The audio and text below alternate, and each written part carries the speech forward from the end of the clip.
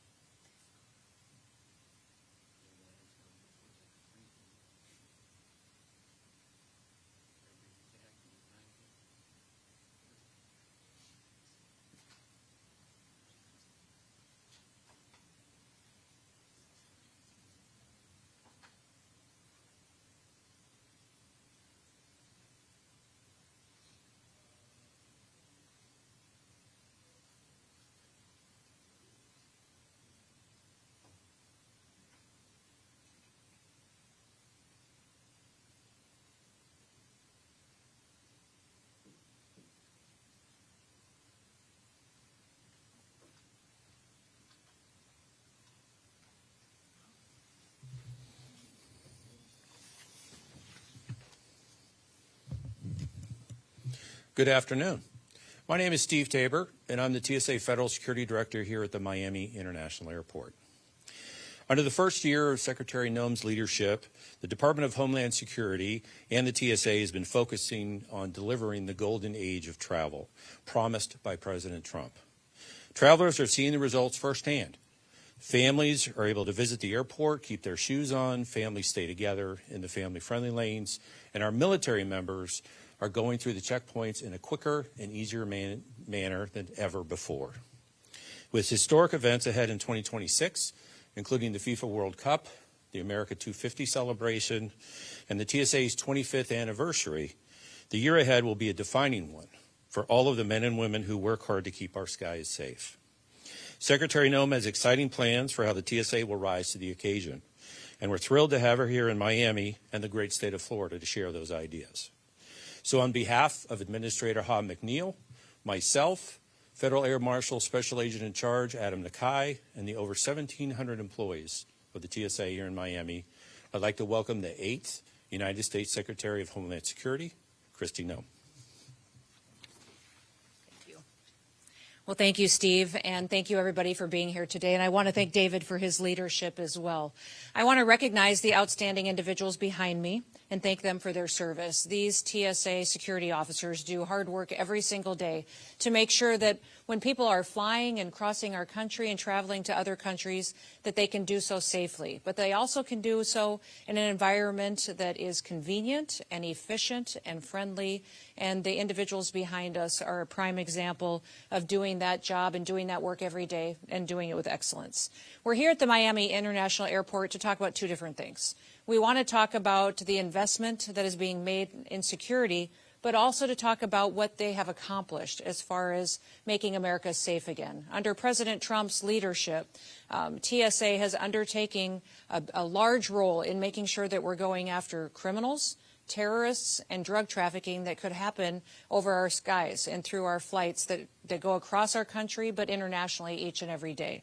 I want to talk about some of the results that they've had over the last year and highlight the work that is so important that our security checkpoints interdict every day individuals that are dangerous, but also why these technology upgrades that we'll be investing in are so important to the future. We are working, and what has happened here at this airport is that over the last year, they have prevented over 10,000 individuals from traveling that had ties to narco-terrorism. 85,000 individuals that had similar ties to terrorists and to terrorists on the watch list in the United States. Miami has a human trafficking unit that has done over 2,200 inspections over the last year and made 24 child exploitation arrests, and then also took 60 adverse actions in order to revoke over 90 passport revocations. It's incredible the work that they have done to keep people safe, which is the mission that the Department of Homeland Security seeks to do every single day. In fact, this human trafficking unit also removed 85 different firearms, 82 of them which were loaded at the time that they removed them. The tactical response team did over 2,089 inspections, took 71 adverse actions, and had 22 different nominations to the terrorist screening data set, which is so important for us to be able to work from in order to keep terrorists out of our country or remove them when necessary. They interrupted multiple individuals that were suspected of espionage and tech acquisition, which is so important to protecting our country in the future. And the Port Operations Command Center, the Regional Carrier Liaison Group, they denied boarding to 9 different individuals that were on our suspected and terrorist screened database that is so important to keeping individuals with ties to terrorism around the world off of our airlines and out of our transportation networks. As you can see, what happens here at the Miami International Airport is incredibly important to the security of the United States of America. This is one of the busiest airports in the world. In fact, under Steve's leadership and David's leadership, they have brought in not just the golden age of travel, but they've also incredibly focused on keeping that travel secure and making sure that it focuses on hospitality as well. We have over 1,700 TSA employees here. They average 70,000 passengers per day, but just recently, broke their all-time record of passengers screened at close to 100,000 people on January 4th of 2026. In fact, in 2025, 25 million people went through this airport. They're now undertaking a $9 billion modernization plan. They're investing in technology to make it more efficient for passengers to go through their checkpoints and to do so in a way that makes the experience pleasant for them as they travel with their families and their friends. TSA is putting $100 million into that investment, but just recently we've also announced that we will be spending another $1 billion in technology upgrades across the country in our airports to partner with them on what they can do to keep Americans safe. We'll be increasing our canine presence with teams that will deploy all across the country, computed tomography and enhanced imaging technology. In fact, here at Concourse D at the Miami airport is a state-of-the-art concourse that is allowing passengers to get screened over 30% faster. They're using an automated return system that's allowing 500 different bins per hour to be returned automatically, saving the passengers time so they can get to their gates and get on their flights quickly. There's cross-screening lanes that have been invested in, and that's allowing multiple passengers to screen their baggage at one time so the process can go quicker. They're rolling out bulk resolution tech, making the possibility for liquids and more personal items to go on airplanes with individuals as long as they are deemed safe. They're implementing biometric gates, and we'll be implementing also TSA touchless pre-check ID, and making targeted upgrades at the busiest airports. With these security upgrades, it'll be invested in not just here at Miami, but across the country at those busiest airports. That $1 billion will make sure that we continue to keep America safe, but even those who travel into our country and visit us, that they will continue to be safe as they do that. We have big events coming up. We have the FIFA World Cup coming up this year, and then also we'll focus on the Olympics. There's many individuals from many countries that will be coming to visit us, enjoy our hospitality. We want to make sure that we are prepared, that we're partnering with incredible airports like the Miami International Airport, and that we're doing it with the next generation, greatest technology and security measures that are possible. We're excited about the future, what they've done to stop terrorists and criminals from coming into our country, and also removing those that may already be here, but also what we can do to make sure that we're prepared for the future and any threats that may come as well, while people enjoy the travel that is the golden age of travel, just like President Trump promised the American people. And with that, I'll open it up to any questions that you may have. Yes?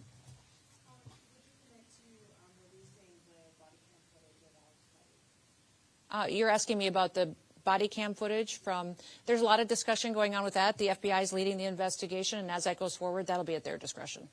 Yes? Hi, Eduardo with Telemundo. President Donald Trump just declared Cuba a national threat. For decades, they have threatened America to open borders, marine borders, and allow raptors to get here illegally. Obama canceled drive-through with food, so they would be illegally here. Are you preparing any protocol, and what would be your message for the dictatorship? We're continuing to work with the State Department on any changes on how that relationship works, and the travel between the two countries will look in the future. Yes. Yes.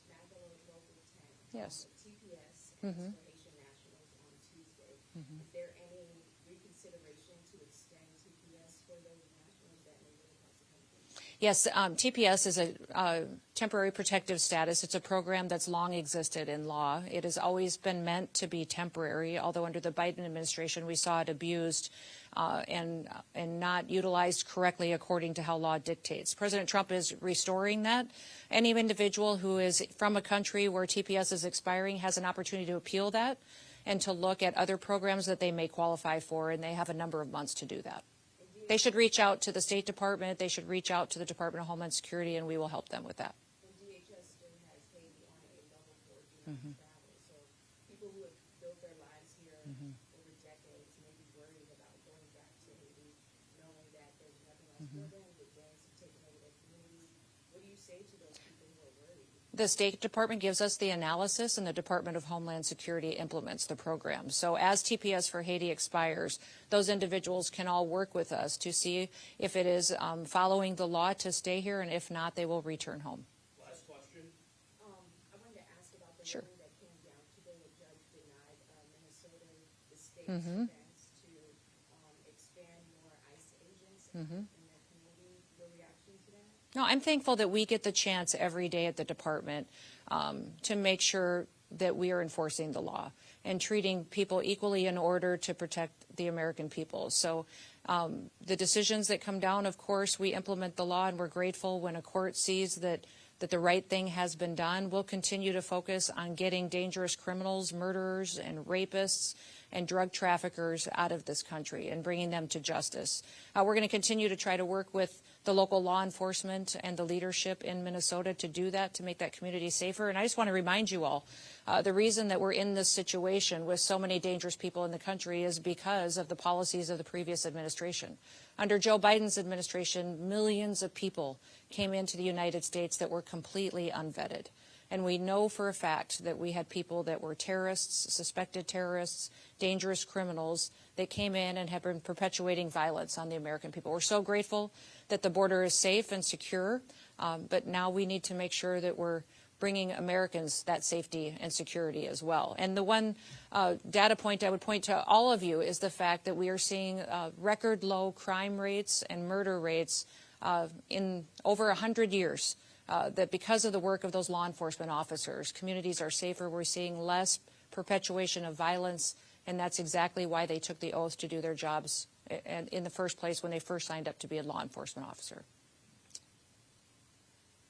Good? Well, thank you all for being here. Thank you for your partnership. We're grateful for this, the work that we have with this airport in bringing safety to travelers and also bringing us into the golden age of travel where we can do it more efficiently and with more hospitality. And thank all of you behind me for the great work that you do. We appreciate you. God bless you. Have a wonderful day.